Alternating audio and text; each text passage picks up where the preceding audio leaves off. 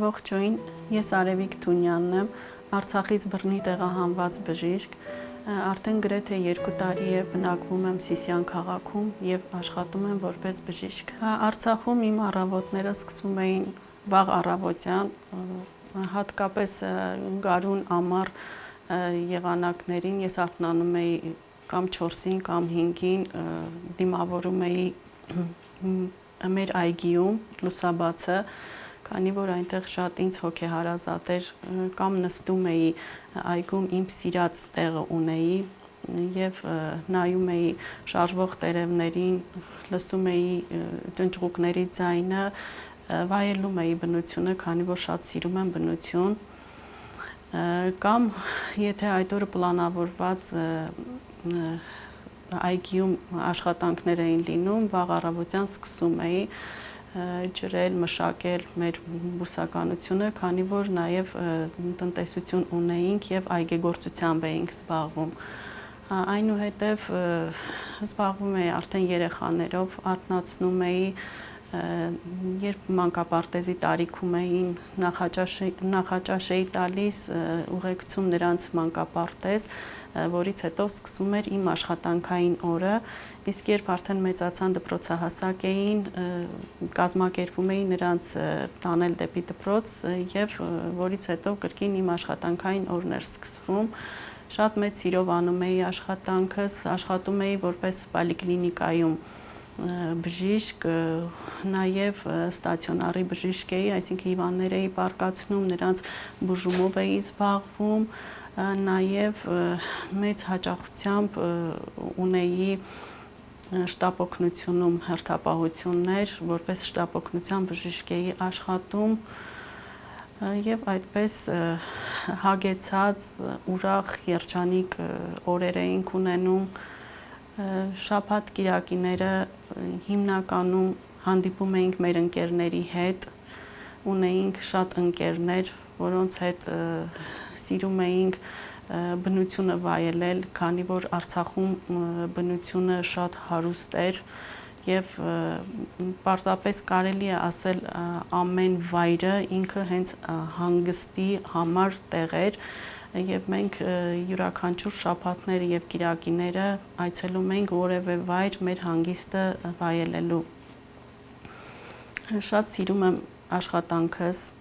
քանի որ բժշկի աշխատանքը դա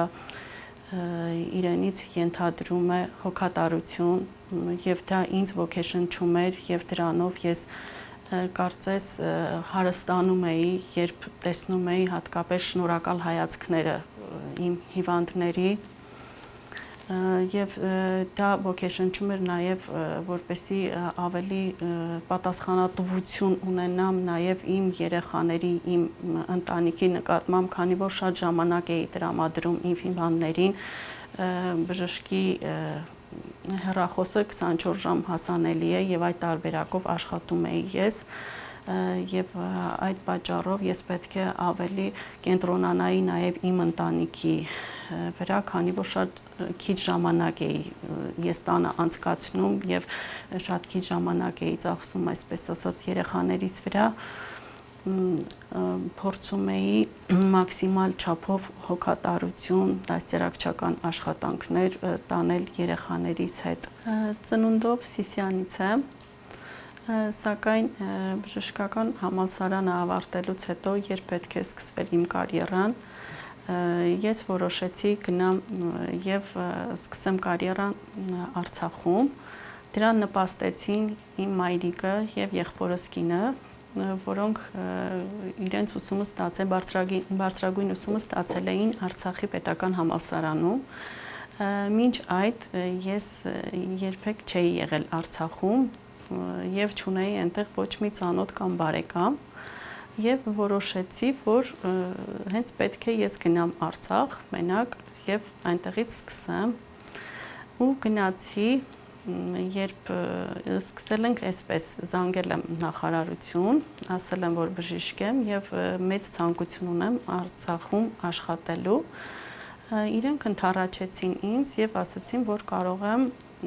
աշխատանքը սկսել Ասկերանի շրջանային բուժմիավորումում եւ անմիջապես ես շտապեցի դեպի Արցախ եւ 2012 թվականի մարտի 1-ից սկսեցի իմ աշխատանքը Ասկերանի շրջանային բուժմիավորումով եւ այնքան տպավորված էի ես իմ առաջին այցից, երբ նախարարը շատ մեծ ոգևորությամբ ընդունեց ինձ, երբ ես շարժվեցի դեպի բուժմիավորում, այնտեղ հանդիպեցի կրկին ջերմ ընդունելության մեր տնօրենի կողմից եւ իմ ապագա գոլեգաների կողմից եւ դա արդեն փաստեց, որ ես պետք է աշխատեմ այնտեղ եւ ապրեմ այնտեղ։ Եվ ես տեղափոխվեցի արդեն աշխատանքային գործունեությունը սկսելու, ձեռք բերեցի մի շարք ընկերներ, գործընկերներ եւ այնտեղ այնքան բարի էին մարդիկ, եւ որ ես չունենալով այնտեղ ոչ մի հարազատ, ոչ մի ծանոթ, ես ինձ օտար չէի զգում, քանի որ նրանք ինձ ջերմորեն էին ընդունել եւ ես երբեք ինձ օտար չեմ զգացել Արցախում։ 1 տարի աշխատելուց հետո հանդիպեցի իմ կյանքի կեսին եւ ապագա ամուսնուն, ամուսնացանք, սկզբում ապրում էինք Վարձով, այնուհետև որոշեցինք, որ մենք պետք է ունենանք մեր սեփական տունը, բայց դա արդեն 5 տարի հետո մեզ հաջողվեց։ Այդ ընթացքում մենք ունեցանք 2 զավակ, երեխաներս շատ փոքր տարիքում, 5 ամսեկանում ես նորից վերսկսել եմ աշխատանքս, քանի որ շատ էի սիրում աշխատանքս, ոգեշնչվում էի ես աշխատանքով։ Երեխաների խնամքի հարցում ինձ շատ օգնեցին ամուսնուս ծնողները, նրանք խնամում էին երեխաներին եւ ես աշխատանքովս էի զբաղվում։ Աշխատանքը նաև պետք էր, քանի որ ինչպես նշեցի, մենք բնակվում էինք Վարձով եւ պետք է տուն հիմնեինք, դրա համար 2 կարևոր պատճառների հիման վրա ես փոքր երեխաներս թողել եմ եւ սկսել աշխատանքս։ Իսկ հիմա առավոտները սկսում են Սիսիանում, նույն ձև դիմավորում եմ լուսաբացը, քանի որ այդ ժամին արդեն կարծես թե ռեժիմ է, չգիտեմ, մտքերն են չեն թողում երկար հանգստանալ։ Լուսաբացին կրկին արթնանում եմ, տարբերությունը ուղղակի այն է, որ այստեղ մենք ապրում ենք Վարձով բնակարանում եւ այգում նստելու եւ տերևներով հիանալու հնարավորություն չունեմ։ Այնուհետև սկսվում է արդեն աշխատանքային օրը եւ էլի երեխաներին արթնացնել, տեղավորել դպրոցում, նաեւ նշեմ, որ տեղահանումից հետո 2024 թվականին ես այստեղ ծնվեց իմ 3-րդ բալիկը, ունեցա աղջիկ եւ հիմա նաեւ առավոտյան ռեժիմի մեջ մտնում է նաեւ երեխային տատիկի տուն տանելը, քանի որ հիմա արդեն իմ ծնողներն են զբաղվում աղջկաս խնամքով, որպեսզի ես աշխատեմ, նրանք բնակվում են 10 կիլոմետր հեռավորության վրա գտնվող գյուղում եւ առավոտները ես պարտադիր տանում եմ երեխային իմ ծնողների տուն, թողնում եմ այնտեղ, վերադառնում եւ այնուհետեւ սկսում եմ իմ աշխատանքը։ Իմ աշխատանքը հիմա այնպիսին է, որ ես այցելում եմ գյուղեր, այժմ աշխատում եմ հայ-ֆրանսիական առողջապահական կազմակերպությունում, բարեգործական կազմակերպություն է եւ նրանք տրամադրել են ինձ մեքենա, որը համալրված է եւ լաբորատոր եւ գործիքային հետազոտություններով եւ նպատակը այն է, որ բժշկությունը եւ բժիշկը հասանելի լինի ամենահեռավոր մեր բնակիչներին եւ մենք ամեն օր այցելում ենք հեռավոր գյուղեր եւ տեղում մասնագիտական օգնություն ենք ցուցաբերում մեր բուժառուներին։ Ես շատ եմ կարևորում իմ կատարած աշխատանքը, քանի որ դժվարությունների միջով ենք անցել։ Մենք այնտեղ տևական ժամանակ գտնվել ենք բլոկադայում Արցախում եւ մեր բնակիչները հնարավորություն չեն ունեցել հասնեն հիվանդանոցներ, քանի որ ունեցել են տեղաշարժման խնդիր, տևական ժամանակ այնտեղ վառելիքի խնդիր է եղել եւ հետեւաբար մեքենաները չեն կարողացել լիցքավորեն, որպեսզի հասանելիություն լինի հիվանդանոց դեպի դրա համար իմ կատարած աշխատանքը ես այժմ շատ կարևոր եմ համարում թեկուզ այս պահին չունենք վառելիքի խնդիր, տեղաշարժման խնդիր, բայց կան մի շարք այլ խնդիրներ, ֆինանսական խնդիրներ, զբաղվածության խնդիր, երբ մարդը պարզապես ժամանակ չունի այցելի հիվանդանոց։ Իսկ ես այցելելով գյուղեր, տեղում հնարավորություն ենք ստեղծում հիվանդ բժիշկ հանդիպմանը եւ ժամանակին կանխում ենք հիվանդությունները, կանխարգելիչ միջոցառումներով ենք մենք զբաղվում, որպեսզի չզարգանան հիվանդությունները, իսկ արդեն զարգացածի դեպքում տեղում ես իմ մասնագիտական օգնությունը լաբորատոր հետազոտությունների եւ գործիքային հետազոտությունների օգնությունով կանխում ենք արդեն հիվանդությունների վաղ առաջացող բարդությունները, որը ես նորից կրկնեմ շատ եմ կարևորում, քանի որ դրա միջով արդեն անցել ենք եւ շատ դժվար է, երբ որպես բժիշկ գիտես եւ դու կարող ես օգնել մարդուն, բայց հնարավորություն չկա պարզապես հանդիպման հիվանդի հետ եւ դա արդեն կոտրում է քո մեջ այն ամեն ինչը, որը որ դու կարող ես անել, հույսն է կոտրում մարդու մեջ, երբ գիտես, որ ընդամենը մի քանի կիլոմետր հեռավորության վրա ունես քո կարիքը ունեցող մարդիկ, բայց հնարավորություն չկա հանդիպելու ոչ մեր կողմից, ոչ իրենց։ 2020 թվականի սեպտեմբերի 27-ի վաղ առավոտյան հանգստյան օրեր բոլորս տունն էինք եւ լսեցի բարձր ձայներ, ռմբակոծության ձայներն էին, միանգամից վազեցի դեպի պատշգամբ ու տեսա, որ հեռվում պայթյուններ են, ծուխ, ամբողջ երկինքը լցված է ծուխով ու զգացի, որ ոչ միայն հեռվում է, այլ ավելի մոտ են սկսվում այդ ռմբակոծությունները, արագ մտա տուն, երեխեքին արթնացրեցի ամուսնուս օգնությամբ եւ քանի որ երեխաներս փոքր էին, ունեին իմ կարիքը, բայց մասնագիտությունս էլ բժիշկ էր, այնտեղ էլ ունեին իմ կարիքը, ես չգիտեի ինչ անեի, վազեցինք դեպի ամուսնուս ծնողների տուն, որպեսզի գոնե երեխաները ապաստարան ունենան, որպեսզի կարողանանք մեր գործունեությունը ավելի հեշտացնենք։ Ունեինք ստացիոնար բաժնում պառկած հիվանդներ, որոնց խնամքը նույնպես մեզ էր վստահված եւ մեր պարտքներ նաեւ մեր բոլոր բուժաշխատողների պարտքներ նաեւ հնարավորինս անվտանգ տարհանել մեր հիվանդներին եւ մենք նրանց արագ մեր սպիտակ բանակը, իսկապես որ սպիտակ բանակ կոչումով կատարեց այդ աշխատանքը, այսինքն մեզ համար բուժաշխատողներիս համար առաջնային չէր մեր առողջությունը կամ անվտանգ լինելը, այլ մենք զբաղված էինք մարդասիրական աշխատանքով եւ պետք է այդ հիվանդները լինեին ավելի ապահով տեղում։ Սկսվել էր արդեն լայնածավալ պատերազմը,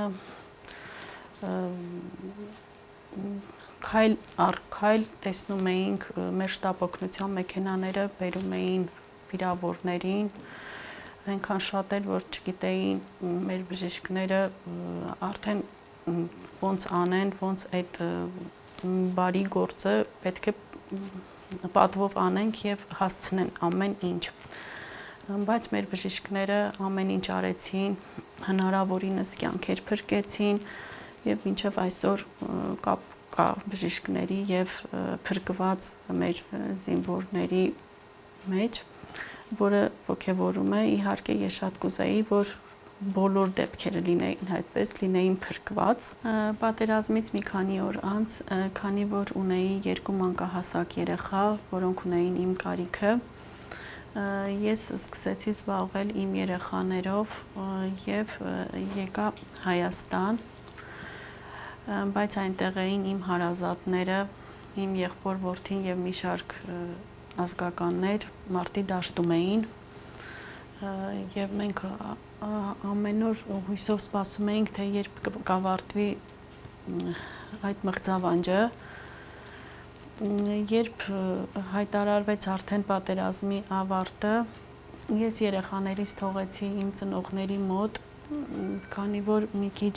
չկարողացա նրանց էլ տանեմ անմիջապես պատերազմից հետո Արցախ, ես վերադարձա Արցախ, այդ ընթացքում ամուսինս ամբողջ ընթացքում եղել է Արցախում իր ծառայության մեջ եւ միանգամից սկսեցի կրկին մեր աշխատանքը եւ մենք պարտավոր էինք անմիջապես հետո վերադառնալ, քանի որ մենք պետք է ապացուցեինք, որ մենք չվախեցանք, որ մենք պետքա ապրենք այնտեղ, որտեղ որ մենք պետք է ապրենք, նա մեր հողներ, նա մեր Արցախներ եւ մենք այնտեղի լիրա բնակիչներն ենք։ Եվ այդ դրդումով ես գնացի Արցախ, որոշ ժամանակ հետո տարա նաեւ երեխաներին, այնտեղ վերսկսվեցին արդեն մանկապարտեզների աշխատանքը, դպրոցները եւ կամաց կյանքը անցավ իր բնականոն հունին։ Դժվար էր իհարկե սկզբում, երբ տեսնում էինք ավիրվածությունները, որ ամենացավալին էր մեր շարքերից արդեն ունեինք մի շարք բացականեր։ Դժվար է այդ ամեն ինչը նորից հիշել, երբ մարդկանց աչքերում ընդհանրապես ոչ մի ուրախություն չէինք տեսնում եւ այն մարդիկ, որոնք որ էլ մեր կողքը չէին, հնարավոր չէր էլի դրան դիմանալը եւ մենք պետք է համախմբված լինեինք, որ գոնե իրենց հարազատներին որոշակի հույս տայինք, սատար լինեինք եւ այդ համախմբվածության կոչն էր հիմնականում, որ բոլորիս հետ տարավ նորից Արցախ։ 2022 թվականի դեկտեմբերի 12-ին սկսվեց իսկական երկարատև բլոկադան, իսկական, որովհետև դրանից մի քանի օր առաջ կրկին փակել էին մեր ճանապարհը, բայց որոշ ժամանակ հետո բացվեց եւ դեկտեմբերի 12-ին երբ փակվեց, կրկին հույս ունեինք, որ ելի կարճ ժամանակ կտևի, բայց մենք հավատում էինք, լուրեր էին պտտվում, որ կբացվի, ուրախություն էինք ապրում, բայց նորից տեսնում էինք, որ ուրախանալ պետք չի, որովհետև ճանապարհները փակ են, եւ ճանապարհները փակ էին չի նշանակում, որ միայն հաղորդակցություններ, այլ նաեւ մենք կամաց կարելի է ասել մատնվում էինք սովի, քանի որ այն ապրանքները, որոնք ներկրում էին, այլևս հնարավորություն չէր տրվում, որպեսզի բերեին Արցախ եւ աստիճանաբար խանութներում սկսեցին մթերքի պակաս, այնուհետեւ լրիվ բացակայություն, ինչպես նաեւ կենցաղային ապրանքներն էին նույնպես պակասում, լրիվ էլ չկային բացակայություններ եւ այդ ժամանակ սկսեց իսկական ճգնաժամը եւ մենք արդեն այլընտրանքներ էինք փնտրում, ինչ որ ձևեր էինք փնտրում, մեծերը էլի ինչ որտեղ հասկանալի էր, գիտակցորեն մոտենում էինք հարցին, բայց երեխային բացատրել, որ այսօր պետք է առանց հաց ուտել քնես, կամ սա էր օրվա բաժինը, թեկուզ գիտենք, որ լրիվ քաղցը չի հագենում, բայց թե պետքա այդքանով բավարարվեր եւ մինչ բլոկադան, երբ մարդիկ օգտվում էին սեղանից ըստ անհրաժեշտության, ըստ ցանկության, մենք արդեն նորմաներով էինք կերակրում տան անդամներին, որպեսզի վաղվա համար նույնպես հաց ունենանք կամ այլ մթերք ունենանք եւ սկսեցինք արդեն դրա հաղթահարելու միջոցներ փնտրել։ Օրինակ կանֆետին փոխարինելու համար որոշեցինք, քանի որ տեղական մշակում էին ձմերուկ եւ որոշակի մրգեր բանջարեղեն ունեինք տեղական, որոշեցինք, որ ձմերուկը, քանի որ ինքը քաղցր է, իր միջուկը, նրա կեղևը օգտագործենք որպես հումք կանֆետի համար եւ միջուկը որպես շաքարավազ եւ եփում էինք այդ կեղևը միջուկի մեջ եւ երեխաներին ասում էինք, որ սա նոր կանֆետ է եւ իրենք պետք է իրենց քաղցրի պահանջը բավարարեն դրանով եւ այն էլի ոչ այնքան ինչքան որ իրանք էին ուզում, պետք է հերիքացնեինք, որ վաղն էլ ունենային ուտելու։ Ինտերնետից հետաքրքրվում էինք, թե որ բույսի արմատներն են քաղցր, որպեսզի հետագայում անհրաժեշտության դեպքում քաղցրը բավարարենք այդ արմատներով։ Ունեինք գոյացել էին հացի հերթեր, քանի որ ալյուրը նույնպես պակաս էր եւ շատ քիչ քանակությամբ էին տալիս հաց ժողովրդին եւ ժամերով հերթեր էին կանգնում ժողովուրդը, ունեցել ենք առողջության վատացումներ այդ հերթերի մեջ, քանի որ մի կողմից շոկ էր, մի կողմից մարդիկ սոված էին, մեջները էներգիա չկար, ունեինք հղիներ, որոնց մասին պարզապես չգիտեինք վաղը ինչա լինելու, որովհետև աստիճանաբար ավարտվում էին նաև դեղորայքը եւ մենք պահ եղել ունեցել ենք մեծ ճգնաժամ դեղորայքի ասպարեզում, հիվանդներ ենք ունեցել, չնայած էտել ենք համենայն դեպս փորձել ենք բաշխենք, որ բոլորին թեկուզ մինիմալ քանակով կարողանանք օգնել, բայց մտածում էինք հանկարծ ինչ որ համաճարակ չսկսվի, հանկարծ ինչ որ սրացումներ չունենան մարդիկ, որոնք որ չենք կարողանալու ոչ մի ձև դիմակայել։ Շատ վատ էր նաև եւ մտածում էինք նորածին երեխաները, որոնք ուտում էին միայն կաթնախառնուրդ, թե ինչ է լինելու նրանց ապագան, այսպես ասած, երբ որ արդեն էլ չունենանք այդ կաթնախառնուրդները, քանի որ դեղատներում նույնպես վերջացել էր դեղորայքը, կաթնախառնուրդը եւ բոլոր հիգիենայի պարագաները, որոնք անհրաժեշտ էին, եւ ես որպես բժիշկ արդեն իմ համար նաեւ ինչ որ խնդիր էր արդեն եւ մտածում էի մեծահասակները ինչ որ ձև կարող են գոյատևել ու անգամ մտածում էի, որ անգամ իմ երեխաները, մենք բուսականությունից կօգտվեինք ու ինչքանով որ այսպես տարօրինակ ասեմ, թե տխրալի է, բայց արդեն երեխաները սկսել էին մեզ հարց տալ, թե արդյոք շան միսը ուտում են, արդյոք կատվի միսը ուտում են եւ ես զգում էի, որ իրենք արդեն պատրաստվում են այդ սովին մատնվելու եւ նրանք կամաց զգում էի, որ պատրաստվում են, որ կարող է եւ ամեն ինչ հնարավոր է որ ուտեն։ Եվ իմ տան եղած պաշարից ինչքանով որ բժշկությունը դեմ էր դրան, ես գիտեի, որ դա խիստ խախտում կլինի, բայց մտածում էի կաթնախառնուրդ ուտող երեխաներին ու ուրիշ բանով չես կարող կերակրել, երբ որ չկա կաթնախառնուրդ կամ կաթ եւ սպիտակաձավարը իմ տան եղած կամ խտացրած կաթերը ես երեխաներիս չէի տալիս, այլ պահում էի այն նեղ օրվան, որը հանկարծ կունենանք եւ ես որոշ չափով կկարողանայի կերակրել մեր տարածքում եղած կրծքի տարիքի երեխաներին եւ այդ պատճառով ես ուղղակի չէի կարողանում այդ մթերքները տալ իմ երեխաներին, մտածելով, որ իմ երեխաները որոշակի մեծ են, ծամել գիտեն գոնե եւ կկարողանան այլ մթերքներ ուտել կամ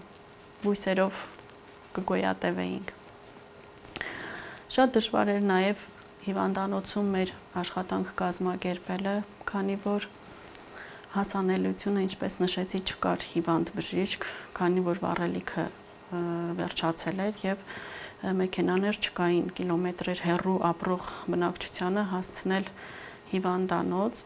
եւ պետությունը իր բոլոր ներուժը վառելիքի կենտրոնացրել էր միայն ծառայողական մեքենաներին, հրշեջ մեքենաները, շտապօգնության մեքենաները եւ մեր մեքենաները չէին կանգնում, կարելի է ասել, եւ ըստ ծանրության աստիճանի մենք գնում էինք դեպի հիվանդների տուն եւ տեղում կոնե որոշակի օգնություն ենք կարողանում ցուցաբերել, քանի որ վերջանում էին նաև դեղորայքը։ Պահ է եղել, որ մենք չենք ունեցել անտիբիոտիկներ, որը որ շատ անհրաժեշտ է մի շարք հիվանդություններ կանխելու համար, բայց մենք էլի այլ ընտրանքներ գտել ենք եւ բժիշկը արդեն ինքը որոշում է այդ պահին ինչ անի, ավանդական բժշկությունով էինք սկսել հետաքրքրվել, խորանալ եւ որոշ դեպքերում մեր միջամտությունները կազմակերպում էինք այդպես ավանդական բժշկության կողմով եւ որոշակի արդյունքների հասնում էինք ունեինք խնդիր նաեւ լաբորատոր գործիքային հետազոտությունների հետ կապված, քանի որ որոշ հետազոտություններ նեղ մասնագետների խորհրդատվություն պետք է կատարվեր Ստեփանակերտի հիվանդանոցում, բայց հասանելիությունը նույնպես չկար, Ստեփանակերտ Ասկերան ճանապարհը կտրելը կրկին հեշտ չէր եւ չկար մեքենաներ, մենք որոշեցինք բժիշկների հետ on-line հարթակով կատարել մեր խորհրդատվությունները եւ դրանով կոնե որոշակիորեն բարելավում էինք մեր հիվանդների վիճակը։ Մի շարք բժիշկներ պատրաստակամ էին իրենց խորհրդատվության հարցում եւ կատարում էինք այդ on-line խորհրդատվությունները, բայց միևնույնն է շատ դժվար էր, երբ չունես ձեռքի տակ լաբորատոր հետազոտության արդյունքները, գործիքային հետազոտության արդյունքները, բայց ելի մեր թիմը, մեր բանակը պատվով էր դուրս գալիս այդ խնդիրներից։ Այդ ժամանակ նաև ժամանակի առումով էր իմ համար շատ ծանր, քանի որ ես տեղացի բժիշկ էի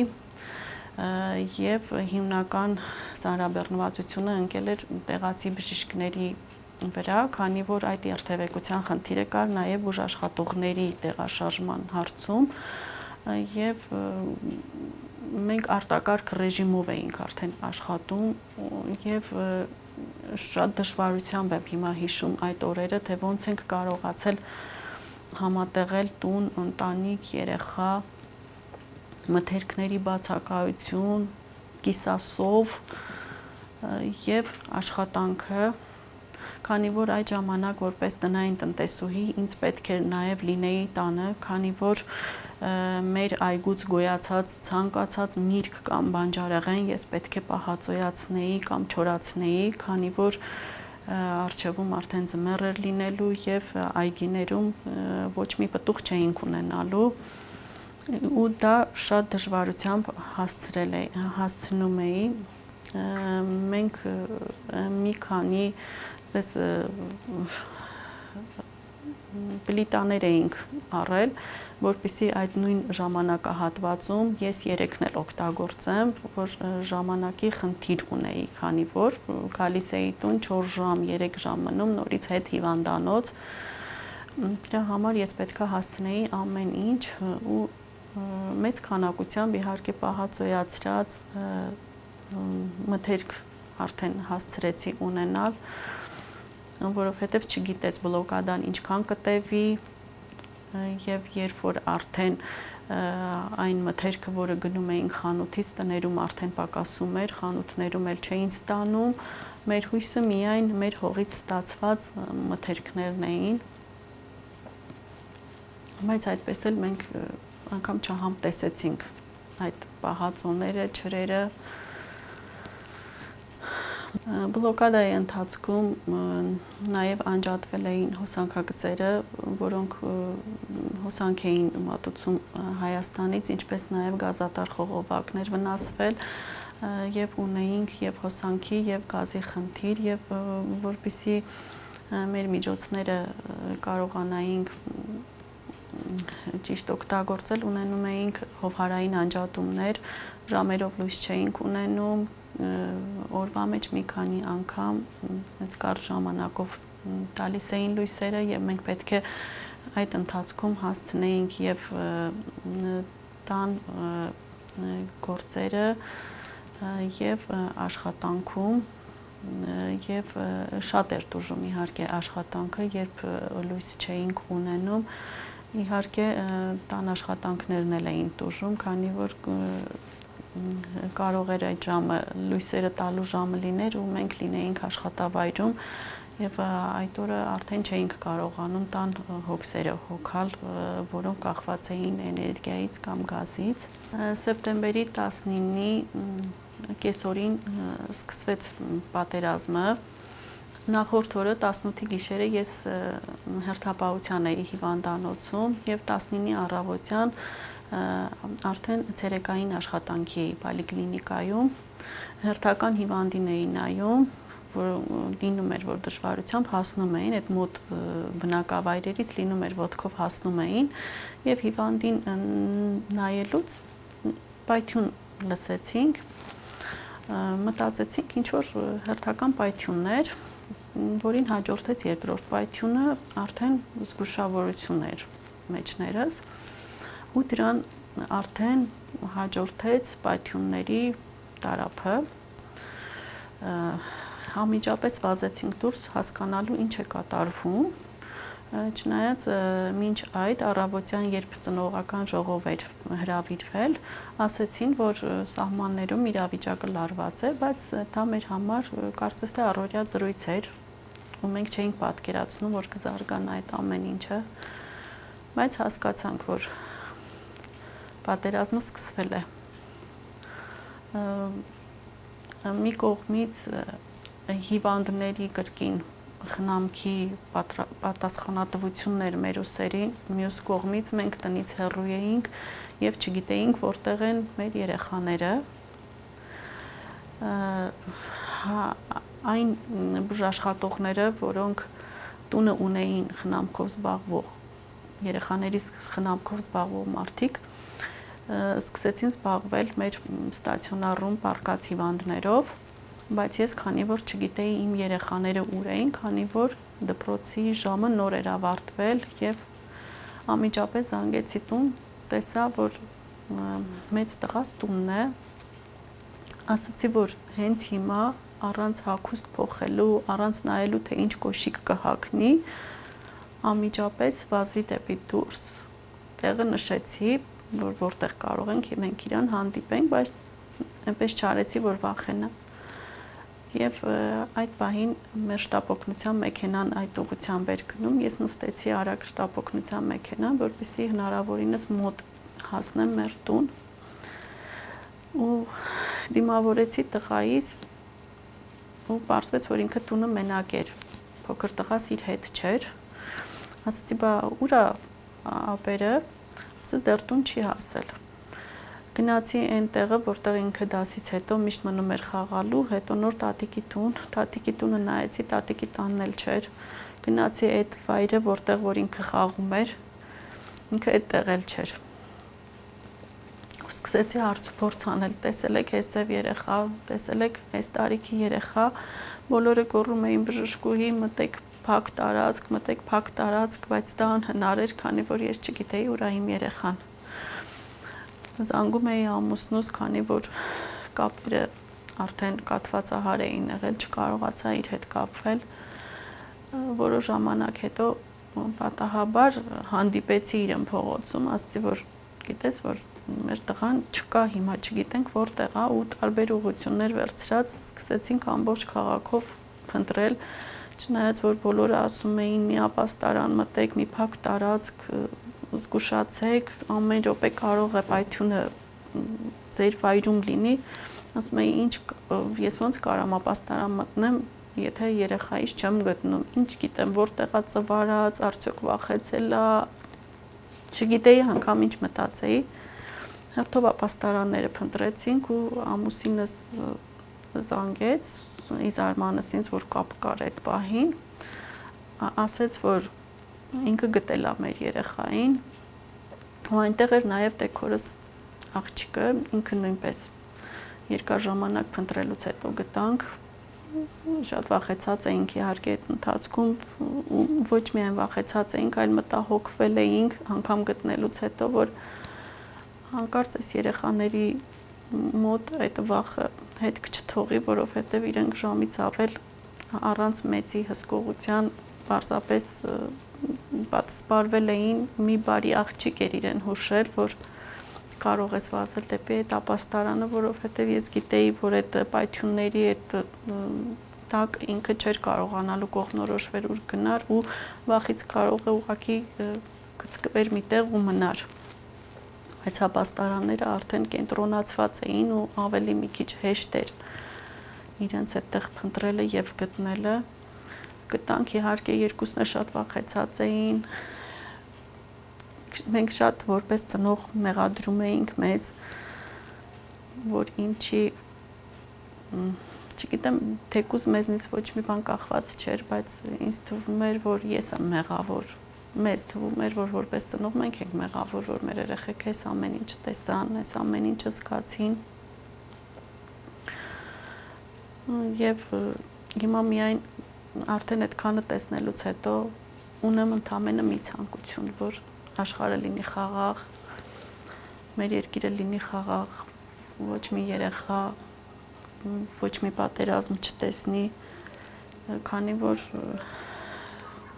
նրանք դեռ փոքր են այդ ամեն ինչը հասկանալու կամ զգալու համար եւ երբ աղջիկս ծնվեց 24 թվականին, միշտ ծնվել է, երբ ես անունների ընտրություն էի անում, կային գեղեցիկ անուններ, կողքից էին հուշում, ես էի մտածում, բայց ոչ մեկ կարծես ներդաշնակ չէր իմ հոգեվիճակին, ոչ մի անուն հոգեհարազատ չէր ինձ, մինչև ես գտա իր անունը ու զգացի, որ դա ես պետք է դնեմ իմ աղջկան, Վիկտորիա դրեցի անունը, ի նշան նրա, որ երևի բոլոր հայ ժողովուրդը ամեն մեկս մեր պարտքը համարելով երևի սենց ասեմ խնդրում ենք Աստծուն, որ խաղաղություն կա վերջի վերջո հայոց աշխարհին, մեր հայ ազգին, հերիք է սուգ տեսնենք, հերիք է պատերազմ տեսնենք, շատ փոքր է իհարկե կոնկրետ իմ մասնակցությունը այդ հարցում, բայց ես իմ դերը համարեցի, որ ես պետք է այդ անունով գոնե կոչ անեմ, խնդրեմ առ Աստված, որ այս անունը լինի ապավեն մեր հայ ժողովրդին եւ իր անունը Վիկտորիա հաղթանակ անունը մեզ բերի հաղթանակ, չգիտեմ, ես մի մեծ հավատով, մեծ հույսով ես ուղղակի այդ անունը դրեցի հավատալով, որ եթե ես իր անունը դնեմ Վիկտորիա, մենք կհաղթանակենք արդեն, չենք ունենա պատերազմներ եւ մեր հայ ժողովուրդը արդեն կապրի մի քիչ ավելի ուրախ, որովհետեւ երբ երկուսից ավել հայ հավաքվում է ինչ որ վայրում, մեր պարտադիր թեման է պատերազմը, Արցախը, կորուստները, մեր տղեկը, որոնք էլ չկան, ու մեր մեղավորությունն ենք իհարկե այդ հարցում նաև համարում, քանի որ նրանք զոհվել են ոչ միայն հողերի վրա, այլ խաղաղ բնակիչների համար եւ կարծես թե մեղավորություն է մինչեւ այսօր, որ նրանք մեր համար զոհվեցին, նրանք այլևս չկան եւ այդ հողերի հատկապես ես կոնկրետ անհատ, որ կորցրել եմ իմ տունը, ես դա չնչին բան եմ համարում, տունը նորից կստեղծենք, ապրուստը նորից կստեղծենք, բայց այն ինչ կորցրել ենք, երբեք հետ չենք բերելու, մեր եռաբլուրը լցվեց մեր անմեղ տղաներով ու դա երբեք չենք կարողանալու ոչ հետ բերենք, ոչ մոռանանք, ոչ էլ ուրախ ապրենք։ Ուղղակի մնում խնդրենք Աստծուն, որ մեր թեմաները գոնե հետագայում մեր սերունդների մեջ փոխվեն։ Երբ մտածում ես 3 հոգի, օրինակ եվրոպական պետություններում 3 հոգի, որ հավաքվում են, ինչից են զրուցում։ Նրանք զրուցում են իրենց կարիերայից, նրանք զրուցում են ինչպես են պլանավորելու իրենց հանգիստը, նրանք զրուցում են իրենց առօրյայից, բայց մենք անմիջապես անցում ենք կատարում դեպի մեր պատերազմները, մեր հողերը, մեր զոհերը եւ ուղղակի ինչ անքա որ մենք վերջապես ապրենք, մեր զավակները գոնե ապրեն մի քիչ հանգիստ հոգով, խաղաղ պայմաններում, չտեսնեն պատերազմներ։ Պատերազմի օրը ռուս զինվորականները հայտարարեցին, որ ժողովրդին տեղափոխում են դեպի Ստեփանակերտի օդանավակայան եւ մի օր ժողովուրդը ամբողջ Արցախի բոլոր շրջաններից եկել էին եւ կենտրոնացել Ստեփանակերտի օդանավակայանում, քանի որ որոշակիորեն մտածում էինք, որ ամենաապահով տեղը դա է։ Չնայած այդ տեղը էր շատ դժվար ու քանի որ շատ փոքր տարածք էր արդեն մեզ մնացել, այդ պատերազմը կարծես թե բոլոր վայրերը ընդգրկել էր եւ շատ մոտ էր օդանավակայանին այդ ամեն ինչը եւ էլի հիշում եմ երեխաների բախվորած դեմքերը, պահվածքը եւ տղաներս իրանք էին վախեցել, բայց ինձ գրկում էին մամա հո չվախեցար, ես զգում էի, որ իրանք են ուղղակի վախեցել, ոնց էին գոռում, ոնց էին վախեցած բոլոր երեխաները, չգիտեմ, մի օր այդտեղ մնալուց հետո հայտարարեցին, որ մենք պետք է դուրս գանք այդտեղից եւ հարակից տարածքում արդեն մեր օրը անցկացրեցինք, որը անասելի դժվարություններ էր մեր համար, չկային սանիտարահիգիենիկ պայմաններ, չկային ոչ մի պայման, այսինքն դաշտային պայմաններ էր ու փոքր տարածք եւ այդքան ժողովուրդ, չգիտեմ ինչպես ենք անցկացրել այդ օրերը, երեխաների կարիքներն ենք հոգացել, մեծերս ենք որոշակիորեն դիմակայել, բայց շատ դժվարություններ էր այդ օրերը մեր համար։ Մեր շտապ օգնության մեքենաներ հաճախակի այցեր կատարում այն տարածքը, որտեղ որ մարդիկ ապաստան էին գտել, այսպես ասած, եւ այն փոքր ունեցած դեղերի պաշարով փորձում էր իր աջակցությունը մեր ժողովրդին, քանի որ ստրեսի մեջ էին ժողովուրդը, սոված էին, պատերազմ էր, հաջորդ օրերին պատերազմը նոր էր ավարտել, լսում էինք զոհերի մասին, ովքեր են զոհվել, ինչ զոհեր ունենք, մի խոսքով եւ սոցիալապես շատ դժվար ժամանակներ էին եւ հոգեպես եւ ուղղակի այդ ժամանակ էլի երևի Աստված մեր կողքներ, որ չունեցանք գոնե հիվանդության բռնկում, քանի որ այդ սանիտարական զրո պայմաններում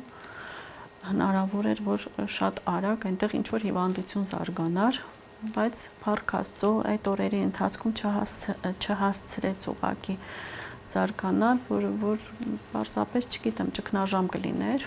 ոչ մի ձև արդեն չէին կարողանա հաղթահարել հետ պատերազմյան այդ շրջանը, բլոկադա։ Այդ օրերին մեր նախագահը եկավ եւ հայտարարեց, որ կբացվի ճանապարհը եւ ունենք երկու տարբերակ, կամ պետք է մնանք Ղարաբաղում Ադրբեջանի լույսի տակ, կամ պետք է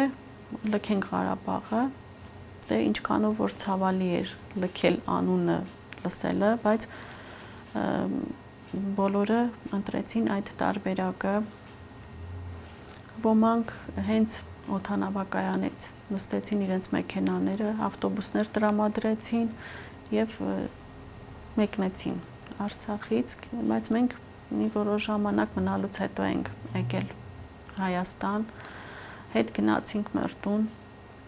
ոչ թե իրերի հետևից, այլ ուղղակի ուզում էինք հրաժեշտ տայինք մեր տանը։ Շատ դժվար էր այդ օրը հիշելը,